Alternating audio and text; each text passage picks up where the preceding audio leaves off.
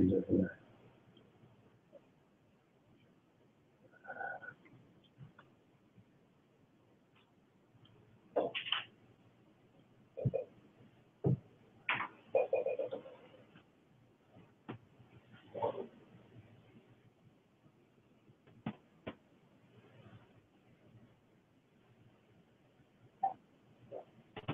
right, we're live, and all right. There was Professor Jason Wright from Penn State University, who is going to tell us a little bit about some exciting stuff that's been happening recently with the most mysterious star in the universe, Tabby star. Maybe you can just lead us off, Jason, telling us what's exciting that's happening right now.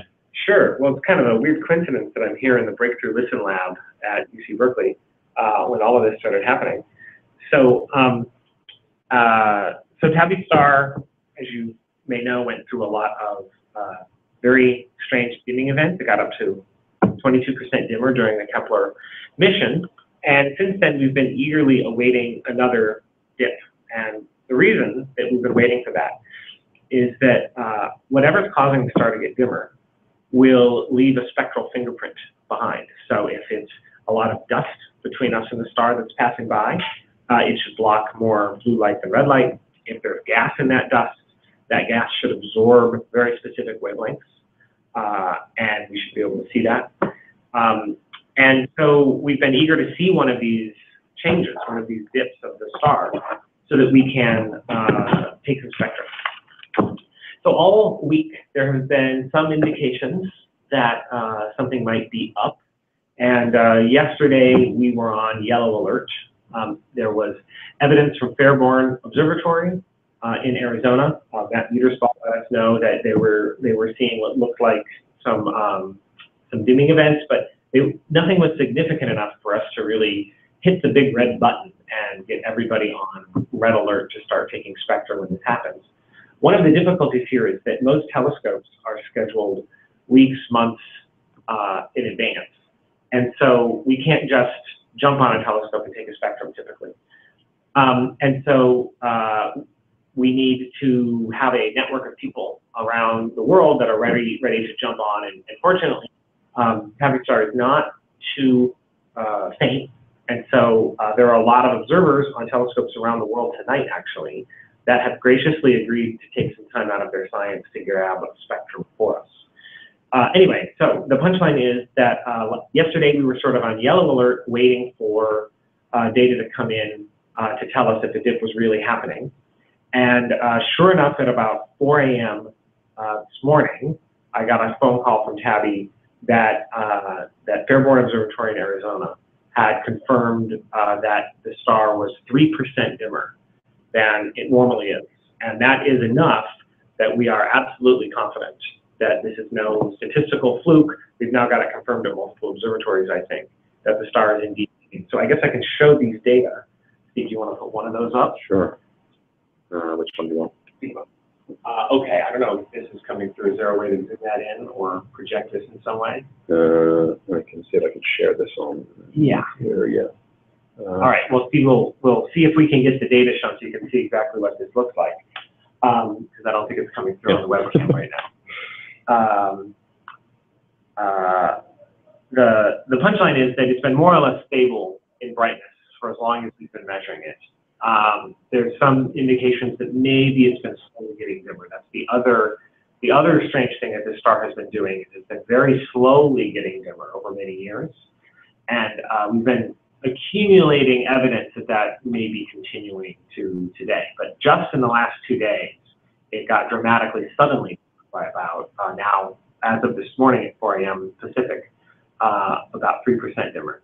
And so we are officially on alert, and we are asking astronomers on telescopes, including amateurs with the American Association of Variable Star Observers, and all the way up to the spectroscopists on the Keck twin 10-meter telescopes tonight, to please take spectra of the star, multi-band photometry of the star.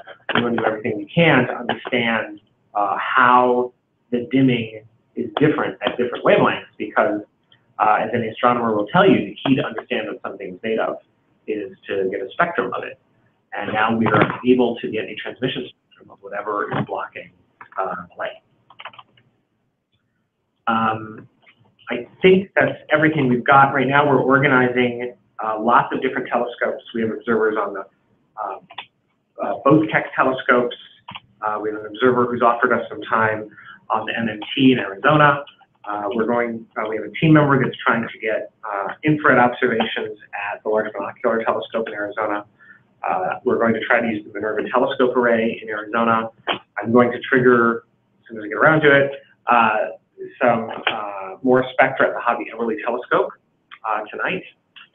I know I'm missing a whole bunch of things that we're all trying to get done. But it's been kind of a crazy last 18 hours, and it'll be a really exciting weekend. So Steve, is this one up?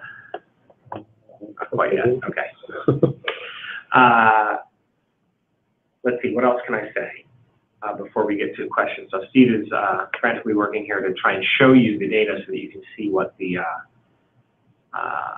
what we're talking about when we say that it's getting dimmer.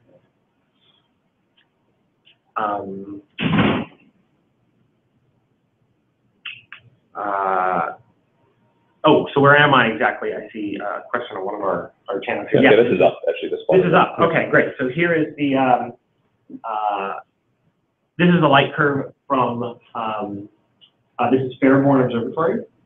Matt Utersfosser has this plot recently, and it shows all the red points for most of this are just essentially the star being more or less the same brightness. The green points around 578060 to 57880 were the first hint something wonky might be going on. There was that cluster that was a little lower than usual, and so we started getting very interested. And then the blue points are what Matt has labeled event 2, and you can see that they are significantly lower. One of those points has very low error bars, so it's highly statistically significant. And so the fact that all of those went down, those are the observations that had us push the big red button, so to speak. And then we get the LCOGT data as well, which is the next one over. Oh, that's on here, so I gotta, sorry, load that up on. Okay, and there's one more that I'll show in just a bit. Right, I'll just stop this for a second, and we're back on the video again now. This is some horrible URL that I'm gonna have to type in here, so keep talking for a second. No problem. Do you want me to paste it into the, I can just paste it. Maybe easier if I just do this. Okay. I don't know how I get that.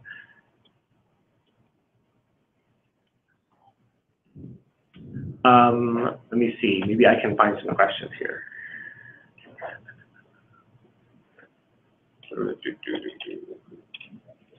And here comes Dr. Andrew Simeon. Do you want to sit around this side, Andrew, and you can join the chat and be on the screen? Actually, I guess we can see. And then overhearing the very exciting chat. Okay, we're live now, so do you want to introduce yourself, Andrew? Yes, Some I am Andrew Andrew Simeon here in the Berkeley SETI Research Center, Breakthrough Listen Lab, and it's Super Bowl Sunday for us here. That's right, it's the main event. Everybody's been quiet since we're broadcasting here, but it's certainly a palpable tension. That's right. So we have Green Bank. We're hoping that we'll be able to make some Green Bank up. Yes. So permission. I was explaining that telescopes don't schedule on this kind of short notice, and so a lot of this is begging and borrowing and asking, and a lot of people graciously offering their time to us. Yeah, absolutely. I mean, I think that's kind of a really fun thing about moments like this is that you get these giant email threads with astronomers from all over the world, especially in a situation like this. And people you've never met. Yeah. And they're just like really wonderful about this. So let's see, as far as Breakthrough Listen goes, we're confirmed on the automated planet finder. This is a 2.4 meter optical telescope with a very precise spectrograph. It's here in California at Lick Observatory. We'll have a 1 hour exposure on KIC 846-2852 this evening. That's confirmed. And we're working with our colleagues at Green Bank to get on that facility here in probably the next 12 hours or so. Great. So as Jason said, this involves some kind of informal swaps with other observers at the telescope, but we're hopeful we'll be able to get some time there as well. So it's very so these would both, so the Green Bank observations, to be clear, would be with the Breakthrough Listen SETI radio backend. That's right. Yeah, the Green Bank telescope is a 100-meter class radio telescope. It's one of the largest fully steerable radio telescopes in the world, if not the largest. It has a really fantastic surface accuracy. It allows it to observe at very, very high frequencies, up to about 100 gigahertz, 115 gigahertz or so. And I think essentially our plan will be, although this is very much in sort of discussion here this afternoon, is to observe at as many wavelengths as we can. Cool. So with as many receivers as we can observe. And of course, this is really an extension of the program that UPI, which was awarded time from the Time Allocation Committee for the telescopes. We already have 24 hours of data with Jason's program. But it's very exciting to actually get data when one of these dimming events is happening. And since we're doing this, and people have been asking, we collected about 610 terabytes or 600 terabytes of data. And it turned out that the safest way to move that much data to Penn State, where we will do the analysis, was just over the internet. And we have the third run is supposed to complete its transfer to Penn State this weekend. And then the fourth run and final run will happen over the next couple of weeks. And one of the reasons I'm here actually is to get the software running at Penn State so that we can do the really thorough, careful analysis that we want to do with those data. We have a whole bunch of questions here. Now I see. And it's, okay, go ahead. Oh yeah, why don't we see the LCOGT data while here? Great. So these are the data from the Luz Cumbres Global Telescope Network. These are data that we are able to take thanks to our Kickstarter backers who participated in the Where's the Flux Kickstarter. And we now have a year of time that Tabby manages on this telescope network. And so the tick marks on the bottom are in units of days. And you can see, just like with the Fairborn Observatory data, things are very constant until just the last couple of days. We saw this big dip that had us on yellow alert. And then last night, or early this morning, things were way down a full 2.5% from baseline, or 2%. This is a slightly different filter, so that's not necessarily inconsistent with the Fairborn data. And that's what's got us all so very excited. So yeah, it has been all over Twitter. My phone has just been going crazy. Charles Choi had a question, American. How soon might you be able to know something? It's a good question. I guess it depends on what we see. You take data at the telescope, you have to reduce it. And so that means you have to take what the telescope gives you and turn it into some sort of spectrum that you can analyze and look at. Some of the observers on tonight will have automated pipelines. They can just turn the crank, and by tomorrow morning, we will have beautiful spectra that we can then inspect. Others will be changing their instruments into modes they don't normally use, and those data will take some more time to reduce because they'll have to tweak their pipeline to properly handle it. And then I guess it depends on what we see. If we see much stronger line, the other issue is whether we have data from that spectrograph before. If we take data with the same instrument in the same way, then it's very straightforward to look for tiny changes in the spectrum. But if the data we're taking with very different instruments, then you have to ask what differences are due to the fact that they're different instruments and what's due to the star itself. And that's a more involved analysis procedure. And so that'll take a lot longer. I don't know what we'll see. It could be we'll look at the data and throw up our hands and say we have no idea, this will take months to understand, or it could be something painfully obvious and we'll all slap our foreheads and say, oh, that's what it is. I don't think we're going to solve the puzzle this weekend, but it is possible that this weekend will be the weekend where we took the data that solves the puzzle. But we've, a lot of people here contributing a lot of data, and it's going to take a lot of time to sort through it all and figure out what we have, but it's all very exciting.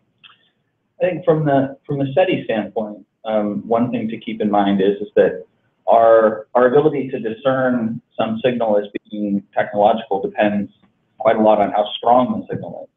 So if there's something as obvious as the dimming in the radio, we would know that immediately after taking these data. So we actually have a real-time analysis pipeline for breakthrough listen that we've just gotten working in the last several months, and we'll be deploying that pipeline on the observations with GVT this evening if we can get on the telescope. And so we would know very, very quickly if there was something associated with the dimming event also in the radio. So I think an exciting couple of days ahead of us. That's right.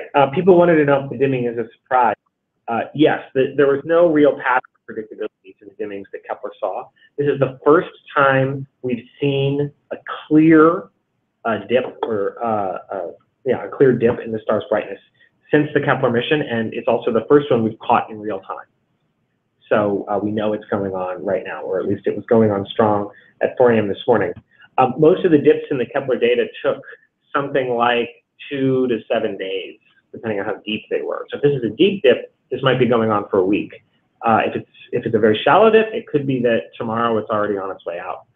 So we're thankful that we have at least a little bit of data from last night, and we're hopeful that that this will be a deep dip, and that tonight we'll get some really fantastic data. And there's some evidence for, correct me if I'm wrong, Jason, some multiplicity in these sort of events.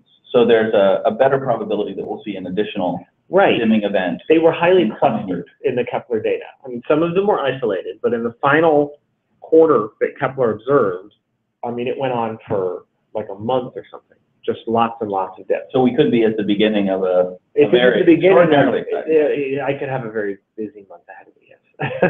I definitely have a busy month. There was some suggestion the two deepest dips in the Kepler data were almost exactly 2 years apart, but that might be significant. I didn't really put much stock in that, but it was something to go on. Anyway, that window passed just a couple months ago, so this is like 4.5 years or something, or 4.4 years after the deepest dip in Kepler, the second deepest dip. Let me see, what are some good questions people are asking? So Charles Choi, I think, had a follow-up, which was, I think, just for you to explain specifically what the difference is between the spectral signature of artificial structure and the spectral signature of just a cloud of dust or something. So, so if it's dust, we expect, as I said, more dimming at shorter wavelengths. So we have the SWIFT telescope, which can make observations at ultraviolet wavelengths, although at less precision. And so if it's typical dust reddening, then 3% in the red, where these data we showed earlier were, would be more like a few percent, several percent out at the blue edge of where humans can see, and then even deeper in the ultraviolet. So the SWIFT telescope, unlike most telescopes, especially those in space like Hubble, can be retasked on the fly. It was designed to drop everything and look at a new source in a matter of seconds to catch gamma ray bursts. And so we're going to take advantage of that, not quite that level of interruption, but I'm told that we have data coming in today on that. So that's great. If there's dust, gas in the way, just about any astrophysical dust and gas should contain large amounts of sodium, hydrogen, calcium. And so we'll be looking at the strong spectral features of those elements to see if during this dimming event there is new absorption at those wavelengths, which would indicate that whatever's doing the absorbing has large amounts of those gases, which is sort of what you would expect. If we see a lot of lines from those gases, we can do diagnostics and determine how dense it is, what its temperature is, if that's what's going on. We have people observing at the Large Binocular Telescope in interferometry mode at 10 microns. That's useful because that's infrared flux, and that's the big missing, that's the missing piece that makes this so strange, is that if this material is circumstellar, like comets or a disk around a star, you expect the star to heat that stuff up. And so the lack of any emission in the infrared, this thermal heat coming off of this material, has always been the central mystery of Tabby's star. The best explanation, the one that Tabby and her team put together when they first announced the system, is that it's due to stuff on very elliptical orbits, giant comets, essentially. And so if these dips are being caused by the passage of gigantic comets, then they should be very close to the star right now. They should be very hot. So we would love to get infrared monitoring of this star right now and see if that infrared excess has finally shown up. If that does show up, then that would strongly favor these circumstellar explanations and say that the material blocking the light is close to the star. And that would really, that might be the thing that happens very quickly if we have a strong measurement of infrared emission from last night or tonight. And then in terms of, what you would see with aliens, I don't know. The alien megastructure hypothesis would say that what's blocking the light is solid. It's not transmissive at all. And so the star should just get dimmer overall. So like a flock of starlings in front of the sun, you just blocked a bunch of light in certain places, and so the whole spectrum would get dimmer, and I guess you wouldn't see anything. Or if it was a really large structure and just part of the star, we would actually notice that as a change in the spectral line shapes. Because perhaps some very sort of bizarre absorption features. Something. Right. If we saw absorption from tritium or technetium or some artificial element and nothing natural, that would do it. But I want to emphasize that you know, the SETI is along for the ride on most of these observations. That whatever we see, we're gonna study, and it'll be interesting. And that I don't want to predict what it might be if it were aliens. I think it's fair to say most of the people donating their time on the telescopes, just want to know what it is. But we have the expectation that what we're going to find is a natural phenomenon, although one we haven't seen before, which is great. Especially from Keith Bell, did you say this is not consistent with the May 2017 prediction from Voyage and Nadal? Did they predict May 2017? I didn't know that. Well, nor did I. If Tabby predicted that, then man, that's amazing. I didn't know about that prediction. Cool.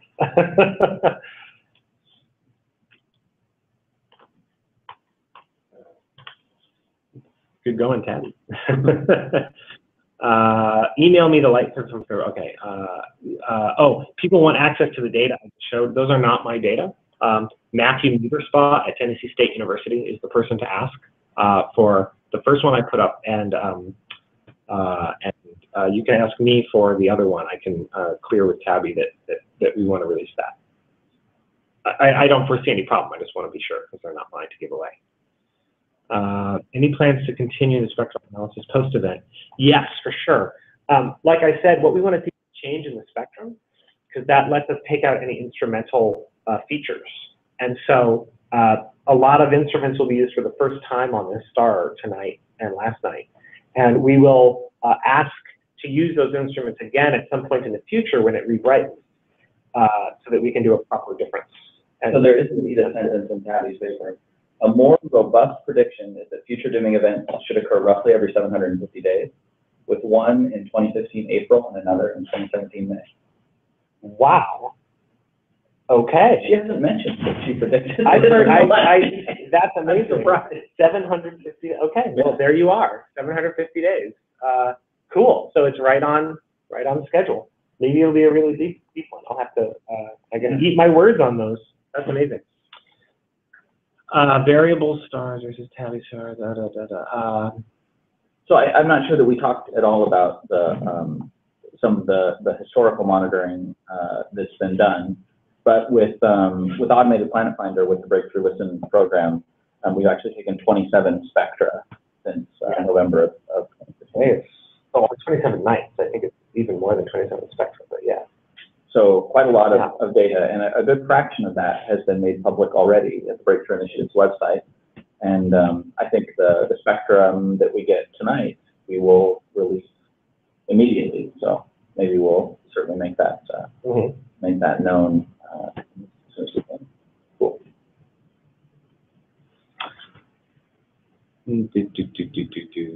I think we answered those. Do you want to grab some of these questions, Steve, for us? Scanning through. I was just checking on Twitter. You can tweet us as well at SETI. Or if you have questions, then you can ask in the chat window on the. People have asked what makes this dimming so weird. Stars change brightness in a lot of ways for a lot of reasons, but this star looks ordinary. It's not a big giant. It's not a pulsating star.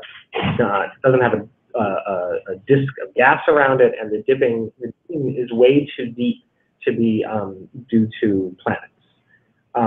There are crazy dimming events that we see in stars sometimes if they have other stars orbiting them, or binary stars orbiting them. But as far as we can tell, there's no evidence that anything orbits Tabby's star, and we would we would have noticed by now if there were a star orbiting Tabby star with a period much shorter than a year or so.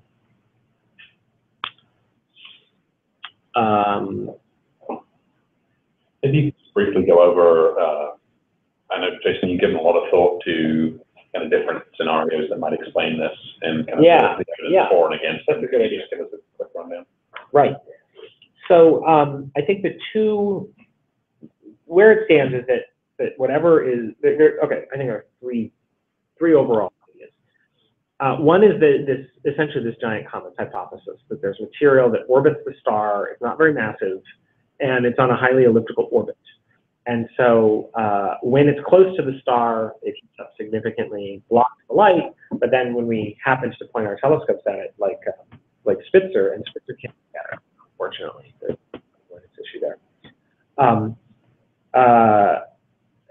The material is long gone, it's far away from the star, and so that's why we don't see the infrared excess. The second idea is that there is something between us and Tabby star that's causing something not orbiting Tabby star. So this would be material in the interstellar medium, the space between the stars, or even potentially in the outer reaches of our solar system. If that were a thing, we would expect that would happen to a lot of stars. That doesn't. It's hard to figure out why that would only happen to this one star out of all the stars that can be observed. But maybe it's a rare kind of cloud. And then the final idea is that it's something intrinsic to Tabby star itself, that there's nothing orbiting it or in between it, and it is just sort of spontaneously getting dimmer at these intervals, and slowly over time getting dimmer and dimmer. I haven't seen a really good physical mechanism for what would cause such a thing, and again, we're left with why Tabby star does it and no other stars do it. But at this point, I think all options are on the table. And so what would we expect to see in each of those scenarios? If it's material in the interstellar medium, then we expect to see the gases we associate with material in the interstellar medium. I said hydrogen, sodium, calcium, and we also expect to see a lot of dust. And so we expect it to get much dimmer at ultraviolet and blue wavelengths than red. If it's comets and stuff around the star, we expect to see an increase in infrared radiation, and we expect to see similar gases and dust, but perhaps, if it's not too hot, also some ices, which you associate with comets. And then if it's the star itself, then we won't see any absorption features because there's nothing doing any absorbing. If a star gets dimmer, it has to be either because it got colder or smaller or some combination of those. If it gets colder, then we would expect the spectral features we see in its atmosphere to change. As it gets colder, the ionization and excitation levels of the atoms and ions in its atmosphere will change, and we'll see the spectrum, it'll change its spectral type. And if it's getting smaller, I guess in that case, it just will get dimmer and we won't see much else. But if it gets smaller, it should change its temperature. So we can tell temperature changes from that. And then if there's something opaque blocking it, like in cases where stars do have dense disks, those disks can just block parts of the stellar disk. In that case, the spectral features from the atmosphere that are rotationally broadened, it's a quickly spinning star. So we see that, for instance, it has hydrogen, but from the leading edge of the star, the hydrogen lines are shifted a little blue, and from the trailing edge, they're shifted a little red. From the Doppler shift, you block one of those hemispheres, you block that Doppler shifted light, and so the spectral lines that we see from the star will change their shape. And this has very broad lines, so that should be really obvious if that's happening. So those are all things that we're going to be looking for in these spectra. Those are our main targets. And those are the things that we are asking observers to focus on in their observations. I'm afraid I have to run, but thank you all for joining us. Jason is going to stick around, I guess, for another... Well, we'll go until we've figured out... As long as there are good questions. All right. Well, everybody, stay tuned, and I think lots more excitement to come. Jason, there's a question here from Ryan Dolly asking, can you address the long-term dimming detected by Schaefer in the harbor plates and whether that or how that factors into what we're seeing today? Right. So the long-term dimming is the second really strange thing Tabby star does, in addition to the dips. Bradley Schaefer at Louisiana State University, interestingly where Tabby is professor now, He went to the old Harvard plate archives. Harvard Observatory has been taking pictures of the sky for over 100 years on photographic plates. I don't think they do it any longer, but it went on for over 100 years. And these plates, it's kind of an art to be able to extract the brightness of stars from them, almost a lost art. But Bradley's been doing it for a long time and is very good at it. And he found that the star had dimmed over the last century by about 15%, 10 or 15%. And this was a bit controversial because, first of all, that's absurd. Stars don't do that. But also because the measurements are very difficult to make. And it requires an artistry that very few people possess to have high confidence in the measurements that you make. And there were changes of the instrument. Like I said, they used different telescopes and different plates over the years, and that can cause similar effects if you're not careful. And then Josh Simon and Ben Montet looked at the Kepler data, which is not intended to do that sort of long-term photometry. The Kepler telescope could detect sudden changes in brightness in stars, like the dips or like planetary transits, very well. But it was not designed to be able to tell the difference in brightness of a star across years or months. But they very cleverly used some calibration data that most people either didn't know about or had forgotten existed, and showed that you could use it to do long-term photometric monitoring. It was a very clever piece of work. And they showed that you can indeed extract good long-term photometry, and they checked many, many stars, dozens or hundreds of stars, and showed that, as expected, stars don't change their brightness over time, except one, and that was Tabby star, which did dim by 4%, 3 or 4% over the 4-year mission, which was surprising to a lot of people. And it was a different rate and a different time than Bradley Schaefer found, but it's the same effect that he found. And so we've been monitoring it. Well, I say we, I haven't, but a lot of teams have been monitoring its brightness at a lot of wavelengths. There's a SWIFT campaign I am involved in, there's a Spitzer campaign, and a lot of observations, for instance, at the photometry I showed before at LCOGT and at Fairborn Observatory, and many others. The AA VSO has contributed lots and lots of photometry for this. And it's hard because you will need to wait several years before you're sure that you've seen it. But there do seem to be hints at what's approaching to be or just surpass formal statistical significance, that it continues to dim long term. But that's not what's happening now. What's happening now is a dip. It has dimmed as much in the last 3 days as it's probably dimmed in the last 3 years, and that's the difference.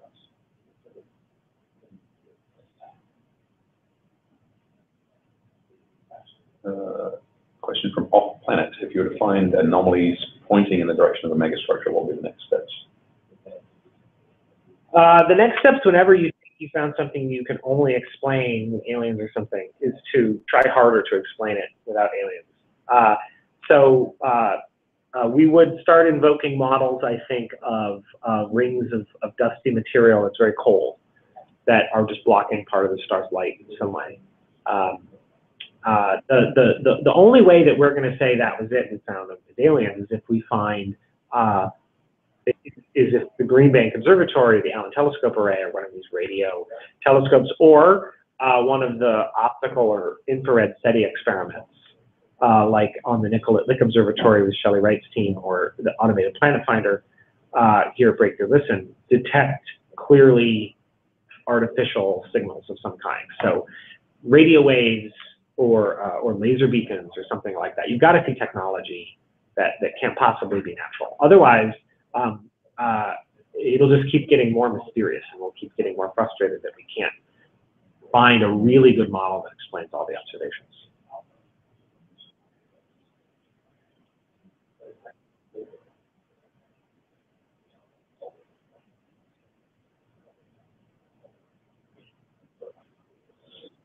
I see Voyage and signed on to our live chat. Hi, Tabby. Oh, great. Oh, hey, everyone. Hi, Tabby. Yeah, Tabby's over in Louisiana, I guess, for the moment, Louisiana State. Right, Baton Rouge. And we're here in Berkeley, Berkeley City Research Center. Jason, you're heading back to Penn State this I have evening. a red eye tonight, back to Penn State. Yeah, so and that'll be interesting. you're going to have a busy weekend. Yeah. Tabby's going to have a busy weekend. We're gonna have a busy weekend. Indeed.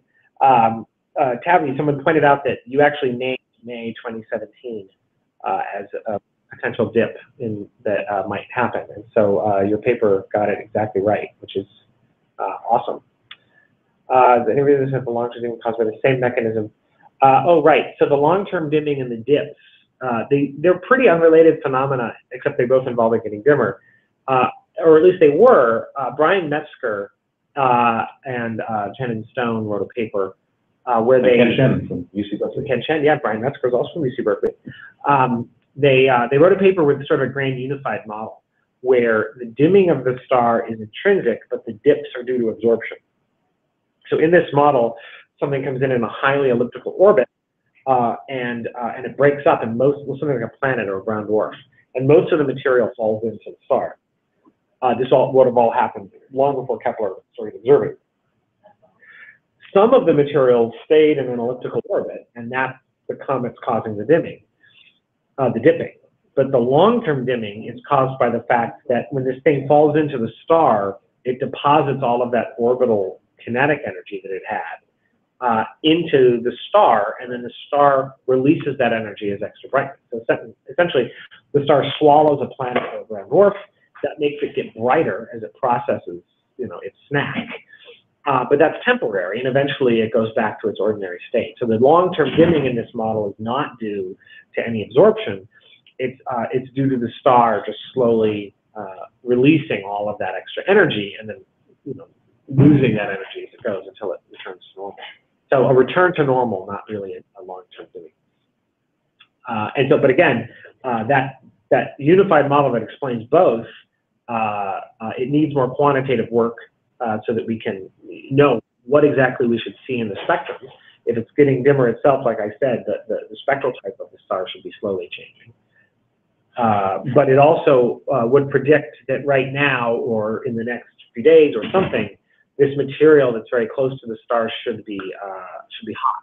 And so we should be seeing infrared excess, hopefully from LBT.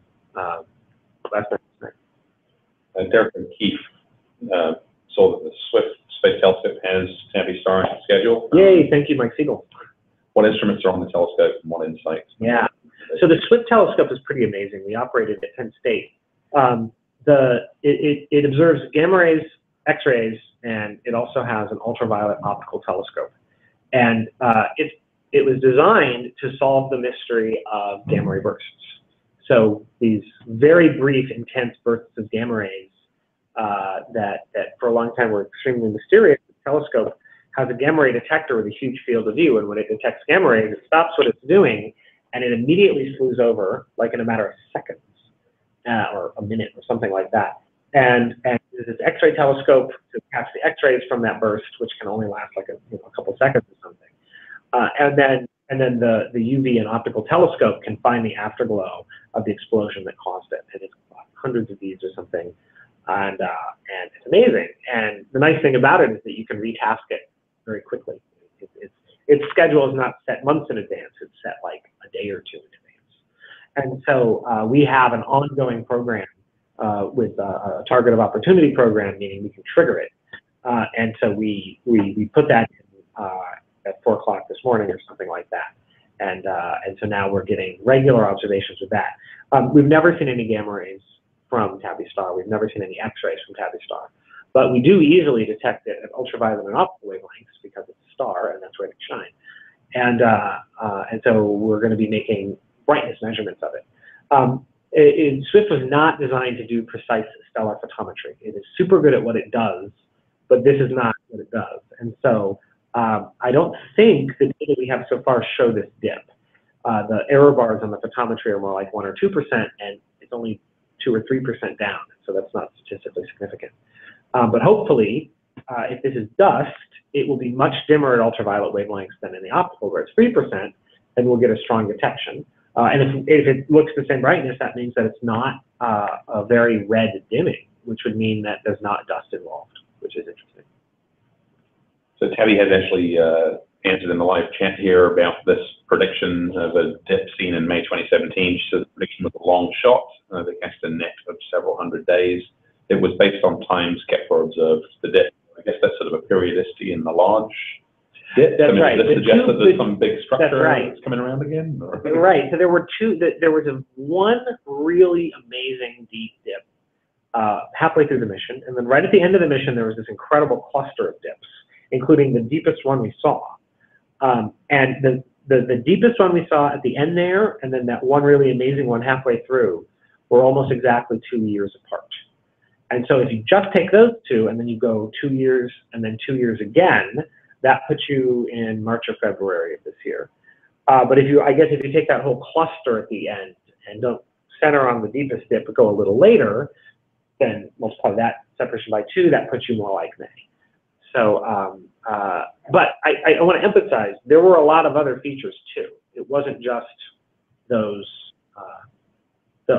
Things happened not just there. And so I've actually been very skeptical that there's a 2-year periodicity, but the fact that we're getting one now perhaps confirms that. That would strongly suggest that it's something orbiting Tabby star in like a 2-year orbit, which is hard to reconcile with the lack of infrared radiation. I guess maybe not if it's on an elliptical orbit. So maybe this is evidence that it's circumstellar to Tabby star. So somebody's asking if there is something coming around once every couple of years. Would that be in the habitable zone? Not if it's on an elliptical orbit. In an elliptical orbit, it goes from really cold to really hot. A circular orbit at 2 years, I guess that's probably about right for the star, somewhere in there.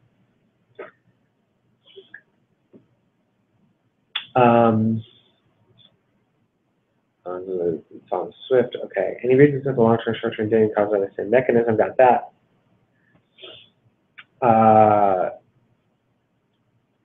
If people are interested in more detail on the stuff I've said, a lot of it is on my blog, for instance. So AstroWrite is the name of the blog, and if you look for under research, there's all the different topics, and you can find my blog posts on this. You can watch the development of the story over the last couple of years as we've tried to solve the mystery.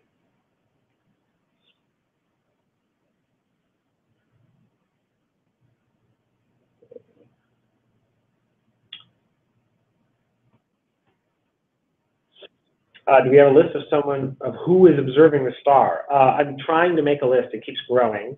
I said at the top who I knew was on, so we'll recap again. Breakthrough Listen is hoping to get time on Green Bank tonight. We will definitely be observing with the automated planet finder at Lick Observatory. And Breakthrough's interest in that is that it is a kind of laser SETI search, but it will also get us a spectrum of the star, because that's what it does. Both observers on the twin Keck telescopes in Hawaii have told us that they'd be happy to grab spectra for us. Keck 1 will use blue high res, and Keck 2 will be a low resolution optical spectrum with ESI. The MMT observer tonight in Arizona will try to get us both a high res H alpha spectrum and a low resolution spectrum. I'm going to miss about Swift is observing. We can't use Spitzer because it can't point there. We're going to ask if we can use double spec on Palomar. The observers tonight, I think, are Yale observers, which is where Tabby was a postdoc when she discovered this. So I think she may know them. Of course, the Kickstarter funded Los Cumbres Observatory Global Telescope Network will be observing it as much as it can. We've increased the cadence on that. And so they'll be observing it. Fairborn Observatory, as always, will be observing it, and they were crucial to setting off this alert. And I know I'm missing other people that have promised, but it's kind of a busy day. LBT, 10 microns. Okay. Sky and Telescope are asking the data that's now coming in public, and is there any way we can see it? Right. Derek O'Keefe pointed out the AAVSO data are public. Is there AAVSO data are public. I should let Tabby know if she's still on that we've had requests for the LCOGT photometry. So if she could make that available with a link, I think that's public. And then I showed Matt Uterspau's data before, but again, that's not mine to give out, but I think he'd be happy to show it. So you can contact Matthew Uterspaw at Tennessee State University for those data as well. Brian quickly is wondering what's the observation plan if this lasts for a full month.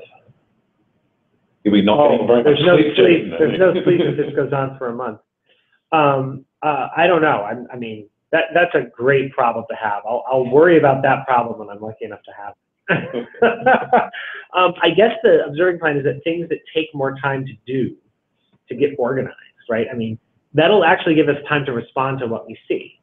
So if we see, for instance, that a new cloud of sodium has shown up, that's interesting, and then we'll want to monitor it, right? I mean, if it's one of these clusters that gets dimmer and brighter and dimmer and brighter, then we're going to want to see, does the optical dimming and brightening correspond to the sodium dimming and brightening, which would indicate something about what's doing the broadband dimming versus the amount of sodium in the cloud that's doing it. If we see the spectral lines changing shape, just seeing it change shape once is kind of an under-constrained model. But if as the star changes brightness, the line shapes change in a certain way, then you can maybe build a model of whatever is occulting the stellar disk.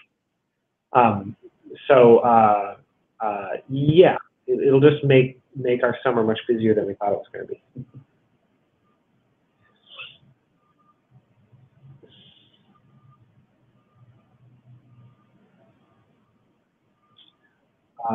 Oh yeah, someone was talking about high-speed photometry. I see on the 2.1 meter. That would be fun. The Kepler, when Kepler observed it, the brightness changes were, I mean, it took measurements every 30 minutes, but there's no evidence in those data for any higher frequency changes. That is, when it changes brightness, it takes many hours to change brightness significantly. And then the dips would generally last somewhere between 1 and 7 days, depending on how deep they are. The deeper dips last longer. So we're hoping for a deep dip. And so in terms of monitoring, it's nice because it means that we saw something early this morning. Tonight we expect that it's still probably dim enough that observations are useful. And hopefully we'll get data from the Canary Islands tonight that will indicate that it's even deeper than it was this morning. And that'll mean we'll be getting some really great observations when the star finally rises in Arizona and in California and Hawaii tonight.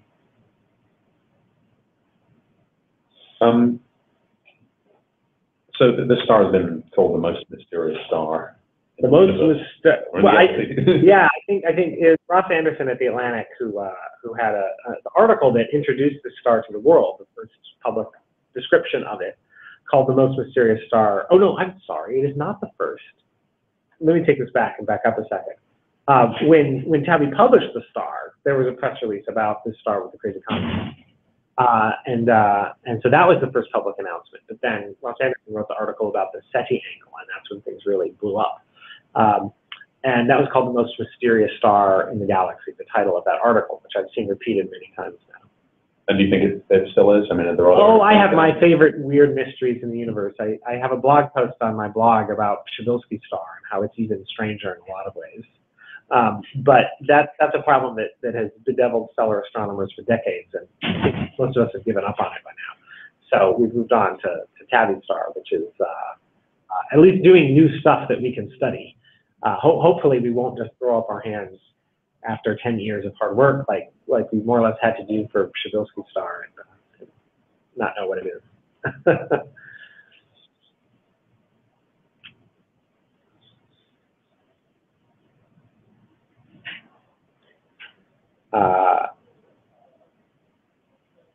Oh, I see Daryl LaCourse on.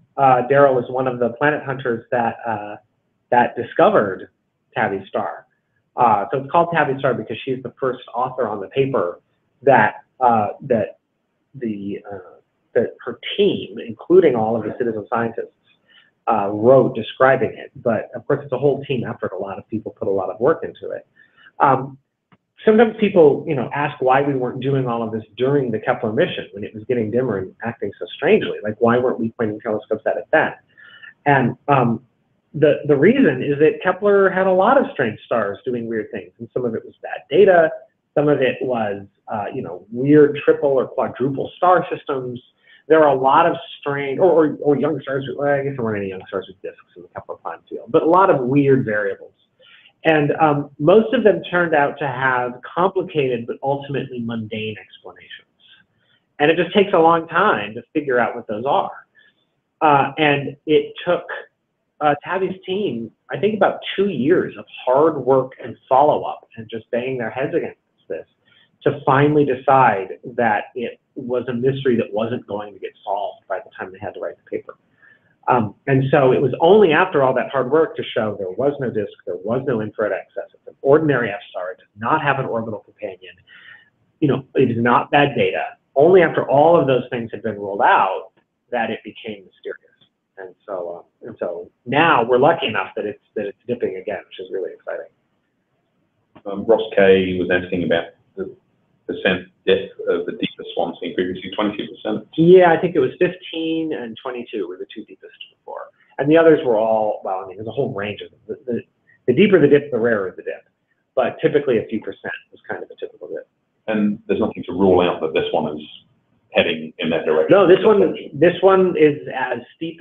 I'm pretty sure this is as steep as we ever saw it change brightness in Kepler, just from memory of the Kepler light curves. So that's promising. I mean, this thing could go down and, you know, maybe in 3 days it'll still be dropping. That would be pretty amazing. Or maybe we'll get the Canary Islands photometry in 6 hours or whenever it comes, and it'll be on its way back up, and it'll turn out to have been a very short dip. And the smaller dips that have been seen, you know, how many more observations do you need to sort of tell the difference between one of these smaller regular dips and one of the big ones? That'll be in a day or two that you'll be able to say for sure. Well, I mean, the deep ones last longer, right? And they go deeper. And so, you know, in the photometry I was showing before, do you want to put the LCOGT up before? Because I know that's been shared widely. That's this one here. Yeah. So here you can see the photometry in the last 2 nights. It got dim and then much dimmer. I mean, if that keeps going, then the star could end up 10% dimmer in just a few nights. And on Wednesday, we'll be like, this is amazing. On the other hand, it could go right back up. Some of the dips were very V-shaped in the Kepler data. That is, it's not like a planetary transit where it gets dimmer and then it stays dim for a while and then returns. Usually, the dips had V-shapes. And so they would sort of reverse without warning and then go back up to where they were. So that'll create some drama. That to the degree that we can describe the shapes, yeah, they turn around. They turn on a dime. Yeah, we can go back.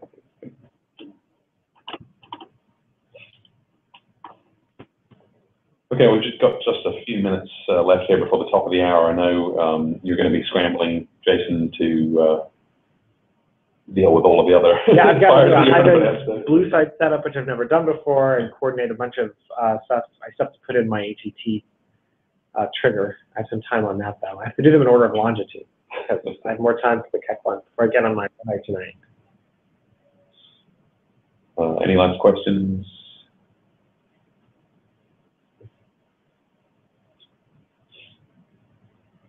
ALMA.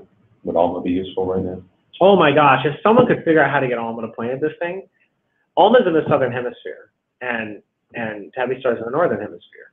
But technically, I mean, literally it does rise. If you're at the ALMA site, Tabby star will go above the horizon. But pointing a giant radio telescope array that, you know, still isn't fully operational in all of the corner cases, that low at the horizon, I think, is an operational mode that no one wants to shake down right now. So we've talked about how maybe to just take the data and worry about how to reduce it later. But anyway, if anyone can get ALMA pointed at that thing, that would be fantastic. We'd really love whatever ALMA can offer. ALMA's a millimeter radio telescope, sub-millimeter telescope at a common desert, and it's an amazing instrument, and I would love to be able to point it at Tabby star. But I think it's such a popular instrument because it's so powerful that trying something crazy like pointing it at the horizon to catch this star for a few minutes as it comes above is just a little too high risk for what compared to all the other amazing science it's doing. We keep trying. Tony Jepson is wondering if the nearby M dwarf is somehow interacting with the main star. I wonder that too. Yeah. So Tabby's team discovered that there's a companion star, and it's presumably a small MS star in orbit around Tabby's star. But it's on a, if it's an orbit, it's in a very long, wide orbit. We don't see it move in its orbit. It would take, I don't know, millennia to go around or something. And when we first saw that, we're like, yes, that must help explain things. Right now we'll figure it out. But in the end, I think it turned into a red herring. But who knows? Maybe it'll end up being part of the solution. Maybe it explains why all this material is on an eccentric orbit.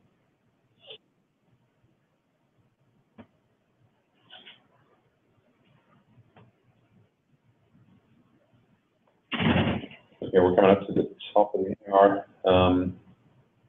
Yeah. In the absence of any other questions, I'd just like to thank everyone for joining us here today at Berkeley SETI Research Center here at the University of California, Berkeley. I'd like to thank Professor Jason Wright for giving us an hour of his time on this really busy day. Jason mentioned you can go check out his blog. You can follow him on Twitter, astro_Wright. You can follow Berkeley SETI Research Center on Facebook, Twitter, Instagram, and YouTube at Berkeley SETI. You're obviously here on YouTube already, so you know that we're out here. And visit us at seti.berkeley.edu. You can also visit the Breakthrough Initiatives Breakthrough Lesson on the web and on Facebook and Twitter as well. We'll be updating, I guess, over the next few days, Sure. kind of what's going on, and pretty exciting times. Yeah. Pretty hectic. It is, and I'm supposed to be reading 3 dissertations right now for defense coming up in the next 2 weeks. So it's going to be a busy couple weeks. Okay, well, thanks everybody for joining us, and stay tuned.